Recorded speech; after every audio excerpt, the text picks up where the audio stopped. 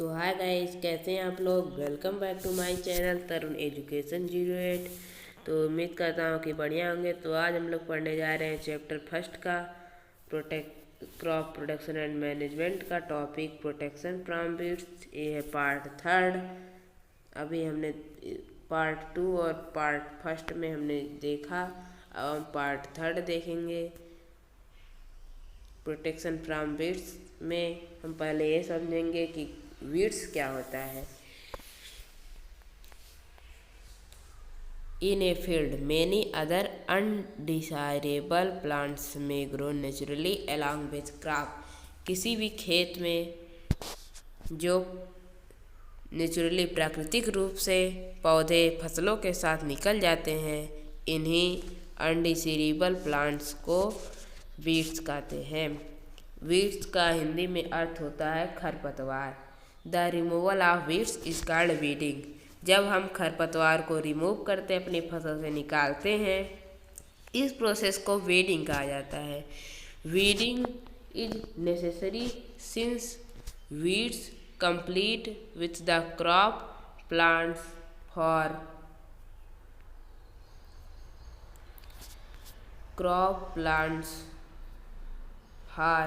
water, nutrients, space and light. Thus, they affected the growth of the crop.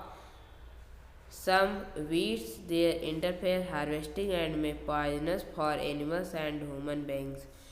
जो weeds होती हैं उन्हें समय के साथ साथ निकाल देना चाहिए, नहीं तो क्रॉप के साथ जो हम क्रॉप में दवा पानी डालेंगे वो खुद ऑब्जॉर्व करके मजबूत बन जाएंगी और वो क्रॉप को बहुत ही हानिकारक करेंगी। और अगर वो हार्वेस्टिंग के दौरान उसी अनाज में रह गई तो जानवर अगर उस अनाज को खाएगा या ह्यूमन बीइंग उसे खाएंगे तो वह बहुत ही नुकसानदायक होगा। आगे है farmers adopt many ways to remove weeds and control their growth. जो किसान होते हैं वो वीड्स को हटाने में और इनकी ग्रोथ को कंट्रोल करने के लिए बहुत से प्रयास करते हैं। Tilling before sowing of crops, खेत की जुताई करते हैं, 2 बार जुताई करते हैं ताकि वीड्स ना उगे। इन uprooting and killing of weeds which may dry up get mixed the soil। अगर उन्हें काट के मिट्टी में सुखवा के मिट्टी में मिला दिया जाए तो शायद नहीं निकले। The best time for removal of weeds before they produce flower.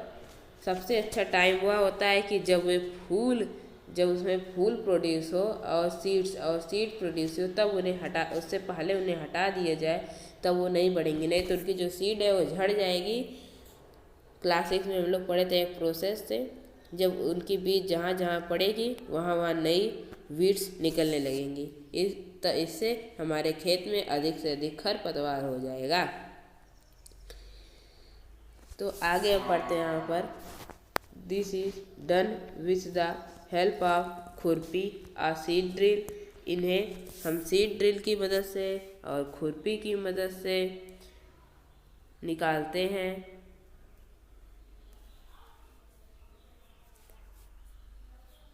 A seed drill is also use to uproot weeds. ये जो सीड ड्रिल होता है उसे बीड्सों को उखाड़ने में मदद की जाता है। अपरूट माने होता है उखाड़ना। अब आगे हम पढ़ेंगे weeds are also controlled by using certain chemical called weedicide। जो weeds होता है उसे weedicide एक केमिकल है, इसके द्वारा भी उसे कंट्रोल में लाया जा सकता है। लेकिन weedicide अगर ज़्यादा हो गया तो हमारी फसल को नुकसान करेगा, इसलिए सबसे अच्छा तरीका है खुरपी से या सीड ड्रिल से हम वीडिसाइड का प्रयोग कम से कम करें ताकि हमारा अनाज सुरक्षित रहे। आगे है जैसे वीडिसाइड जो है like 2,4-D, these are spread in the fields kill off weeds. ये खेतों में स्प्रे की जाती है और ये वीड्स को मार देती है, मतलब कि उन्हें जला देती है।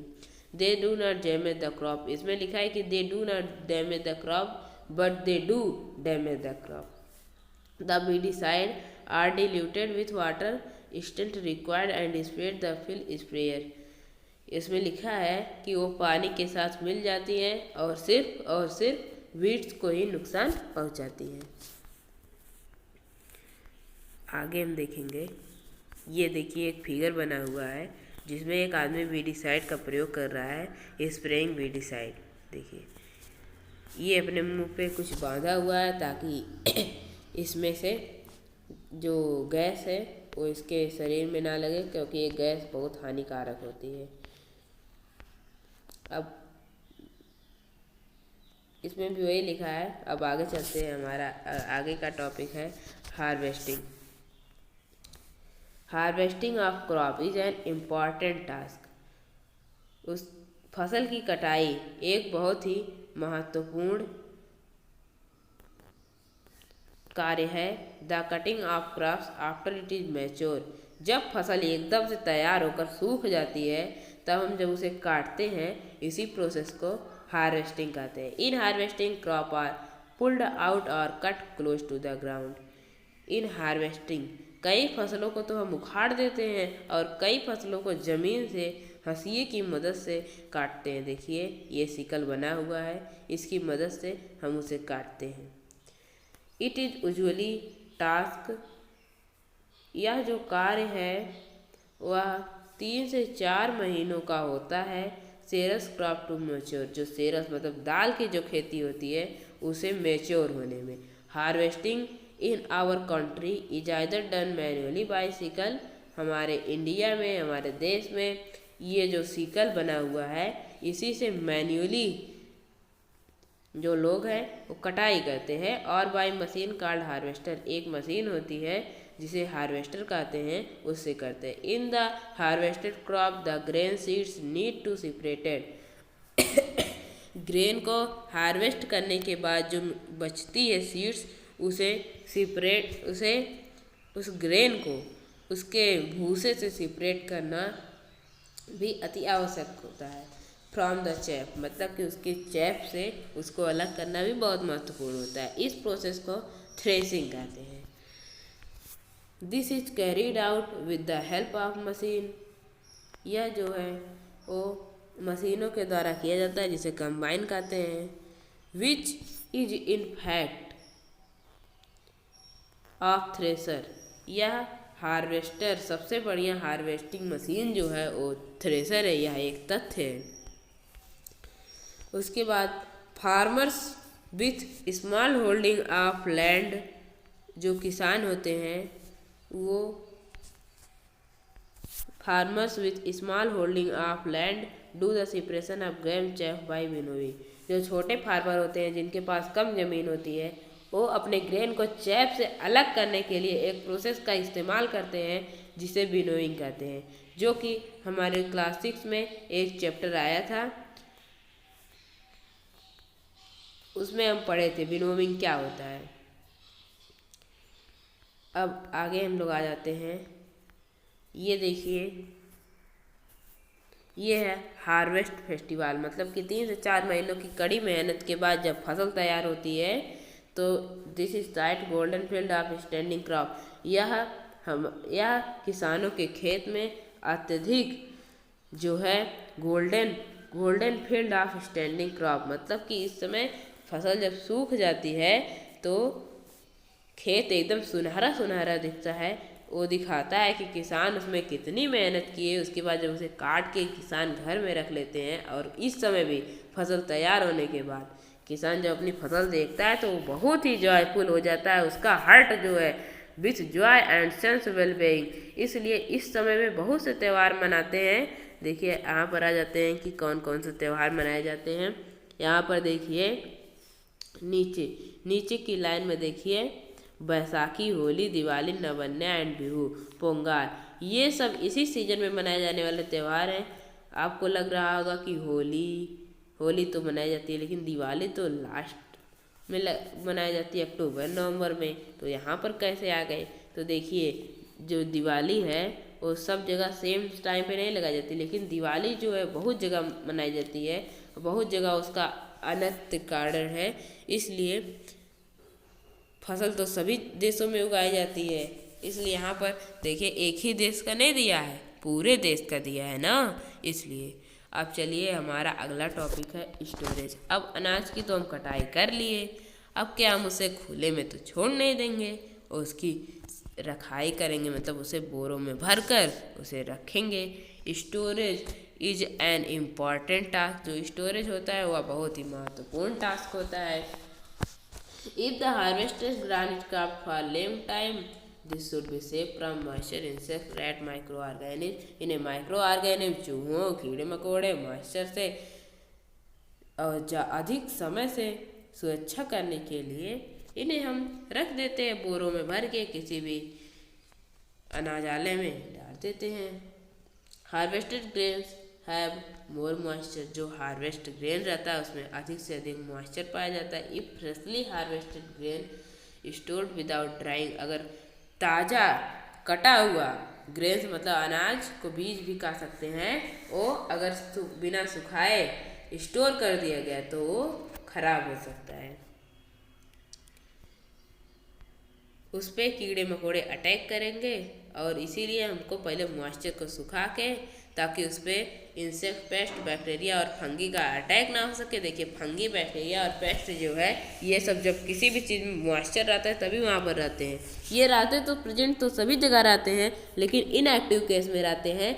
जब ये किसी भी मॉइस्चर जब इन्हें मिल जाता है तो ये एक्टिव हो जाते हैं और हमारी फसल को काट देते हैं। ये देखिए ये जो सब गवर्नमेंट के द्वारा बनवाया गया है, ये देखिए silo for storage grain, and ये देखिए ये है गैनरीज, मतलब कि इसमें जूट के बोरों में भर कर जो अनाज है वो यहाँ पर रखा जाता है, स्टोर किया जाता है। Farmers store grains in jute bag. देखिए लिखा है जो किसान होते हैं जूट बैग में इनको स्टोर करके रखते हैं। सीलोज एंड ग्रेनरीज, सीलो और ग्रेनरीज में protect from pests like rats, इनको रैट्स और पेस्ट से सुरक्षा करने के लिए। आगे है dried neem leaves are used for storing grains at home. जैसे कि हम लोग घर पे भी कुछ सुरक्षा करके अनाजों को डहरी जैसे ड्रम में रखते हैं, इसी को ड्राइड नीम लीव्स हम उसमें, ताकि उसमें कीड़े ना लगे। नीम की लीफ जो होती है वो कड़वी होती है उसमें, ताकि कीड़े ना लगें, इस हम उसमें सूखी हुई नीम की पत्तियां डाल देते हैं। For storing large quantity grain godown जो होता है जहाँ पर लार्ज क्वांटिटी में सब ग्रेन अनाज को रखा जाता है। Chemical treatment are required from pest, microorganism. Pest और माइक्रो ऑर्गेनिज्म से बचाने के लिए उसमें हम केमिकल का प्रयोग करते हैं। हमारे घरों पर भी कभी ना कभी केमिकल का प्रयोग हुआ है। अब हमारा लास्ट टॉपिक है फूड फ्रॉम एनिमल्स, मतलब कि जानवर हमें क्या देते हैं। After completing it this table, इस टेबल को कंप्लीट कर लीजिएगा, यही आपका होमवर्क है। Also animals are provide with kinds of food. हमें जानवर जो है विभिन्न तरह के भोजन देते हैं। हमें जानवर विभिन्न तरह के भोजन देते हैं, जैसे कि फिश है major part of their diet, वो हमें डाइट देती है। प्रीवियस क्लासेस हमने पढ़ा कि हम पौधों से भोजन किस प्रकार से लेते हैं। We just seen that process of crop production involves number of steps like selection of seed and sowing etc. Similarly animals reared at homes or in farms. इसी तरह से जानवर जो है रियर हैं, वो भी फार्म और घरों में रहते हैं। Have to be provided the proper food, उन्हें भी उचित भोजन दिया जाता है। शेल्टर एंड केयर, उन्हें रहने के लिए स्थान और देखभाल की जाती है। When this is done on a large scale, जब यही चीज़ बहुत ही बड़े पैमाने पर किया जाता है, मतलब कि लार्ज स्केल पर किया जाता है, तो इसे ही एनिमल हस्बेंड्री कहते हैं। आगे है बस ख़त्म। अब एक आगे है एक्सरसाइज, ये कुछ है कीवर्ड्स है, मतलब कि अपने कौन कौन से टॉपिक पर चर्चा किया। ये you have learn from this lesson, मतलब कि हमने आपने इस लेसन से क्या सीखा। अब आगे है एक्सरसाइज। तो एक्सरसाइज अगले पार्ट में। अब तक के लिए बस इतना ही। अब मिलते हैं नेक्स्ट वीडियो में, तब तक के लिए जय हिंद, जय भारत, वंदे मातरम।